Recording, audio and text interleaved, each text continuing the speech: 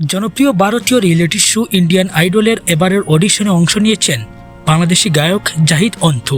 কলকাতার বাছাই পর্বে তিনি উত্তীর্ণ হন, তবে শেষ পর্যন্ত ভাগ্য তার সহায় হয়নি। বাছাইয়ের তৃতীয় ধাপ থেকে বাদ পড়েছেন তিনি।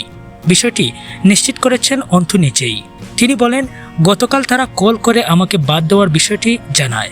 এর আগে গত 18 আগস্ট 2 ধাপে বাছাই প্রক্রিয়া সম্পূর্ণ হয়।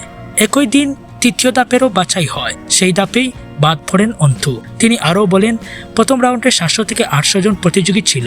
সেখান থেকে বাছাই করে দ্বিতীয় রাউন্ডে 120 থেকে 130 জন প্রতিযোগীকে রাখা হয়েছিল। তৃতীয় রাউন্ডে রাখার কথা ছিল 30 থেকে 40 জনকে। আমি আগের 2 রাউন্ডের চেয়ে তৃতীয় রাউন্ডে ভালো পারফর্ম করেছিলাম। জানি না কেন তারা আমাকে বাদ দিল। সনি লাইভর ওয়েবসাইটে ইন্ডিয়ান আইডলের অংশগ্রহণের জন্য যে শর্তাবলী দেওয়া আছে সেখানে বলা হয়েছে, ভারতীয় নাগরিকত্ব না থাকলে এই প্রতিযোগিতায় অংশ নেওয়ার জন্য যোগ্য বিবেচিত হবেন না। এর আগে জাহিদ অন্তু জানান, ইন্ডিয়ান আইডলের অংশ নিতে কলকাতায় যাননি তিনি, গিয়েছিলেন ব্যক্তিগত কাজে। পরে জানতে পারেন সেখানে এর অডিশন হচ্ছে। তবে সেখানকার এক প্রতিযোগীর উৎসাহে তিনি আয়োজনটিতে অংশ নেন।